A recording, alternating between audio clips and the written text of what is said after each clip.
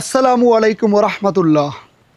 আচ্ছা বলুন তো, বিএনপির পরাজিত এমপিরা জামাত এবং এনসিপি বা খেলাফতের জয়ী প্রার্থীদের বিরুদ্ধে কেস করলো কেন, মামলা করছে কেন, চ্যালেঞ্জ করছে কেন, ভোটের ফলাফল এত চ্যালেঞ্জ করছে কেন? এটা তো আসলে খুব বেশি আমরা আশা করি নেই। অবাক হচ্ছেন না? হ্যাঁ, এটাই বাস্তবতা। বিএনপি কেন মামলা করছে উল্টো জামাতের বিরুদ্ধে? অথচ যেখানে বিরোধী দলের নেতা ডাক্তার শফিকুর রহমান বলছেন, একেবারে নির্বাচনের প্রথম দিন থেকেই তারা বলছেন যে ফলাফল ইলেকশন ইঞ্জিনিয়ারিং করে হারিয়ে দেওয়া হয়েছে, বিএনপিকে ক্ষমতায় বসানো হয়েছে। আমরা শুধুমাত্র দেশে শান্তি চাই, স্থিতিশীলতা চাই, তাই নির্বাচন অনেক কষ্টে মেনে নিয়েছি, এটা কিন্তু জামাত বলছে। তাহলে বিএনপি মামলা দিচ্ছে কেন? দারুণ একটা কথা, এই উত্তরটা আমি দিব। তার আগে বলি, আসলেই কি ফলাফল ইলেকশন ইঞ্জিনিয়ারিং হয়েছে? আমি যদি আপনাদেরকে এই ব্যাপারটা বলি, আমার কাছে মনে হয় যেই আসনগুলো বিএনপির সুনিশ্চিত, জামাতের সুনিশ্চিত, বেশিরভাগ আসনে কোনো প্রকারের কারচুপি হয়নি। সারাদিন ভোট সুষ্ঠু, ডিক্লিয়ারেশনও সুষ্ঠু হয়েছে, কয়েকটি আসন বাদে। আর যেইখানে হাড্ডাহাড্ডি লড়াই, এইখানে অল্প কিছু আসন ইলেকশন ইঞ্জিনিয়ারিং হয়েছে। সারাদিন ভোট হয়েছে সুষ্ঠু, আর রাত্রে ফলাফলটা হয়েছে একটু উল্টো।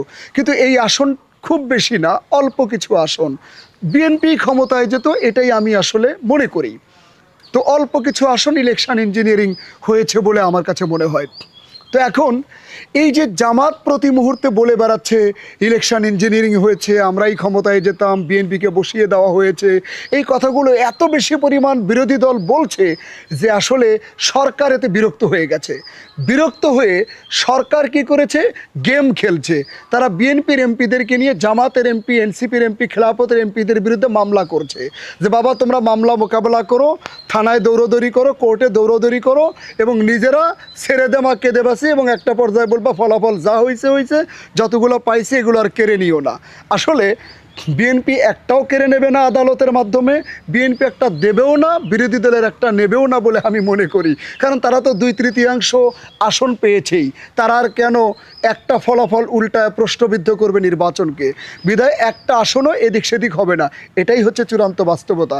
কিন্তু তারপরেও শুধু বিরোধী দলের এমপিদেরকে দৌড়ের উপর রাখার জন্য আসলে এই মামলাগুলো দেওয়া, আর কোনো কারণ নাই।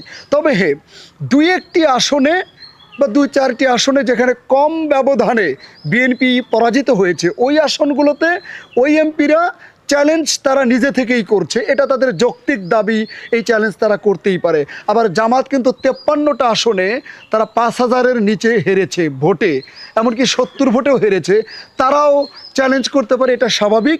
তবে আমি যদি পরিষ্কার বলি যে মামলাটা করেছে বিরোধী দলকে দৌড়ের উপরে রাখার জন্য, যাতে করে এই নির্বাচন ইলেকশন ইঞ্জিনিয়ারিং হয়েছে এই কথাগুলো বন্ধ হয়, এটা হলো কারণ। আর সব শেষে আমি যদি বলি যে দেখুন, বাংলাদেশের প্রেক্ষাপটে বিগত কয়েকটি নির্বাচনের চাইতে এই নির্বাচনটা মোটামুটি সুষ্ঠু হয়েছে, মোটামুটি গ্রহণযোগ্য হয়েছে। বাংলাদেশ তৃতীয় বিশ্বের দেশ, কিছু ইলেকশন ইঞ্জিনিয়ারিং তো হবেই, কারণ আমরা জাতে তো সুবিধার না, বহুত জাতে অসুবিধার। এ কারণে কিছু ইলেকশন ইঞ্জিনিয়ারিং হতে পারে, এটা আমার মনে হয় মেনে নিয়ে এই সত্যিকার অর্থে রাষ্ট্র বিনির্মাণের জন্য সরকারি দল এবং বিরোধী দল কাজ করা উচিত বলে আমি মনে করি।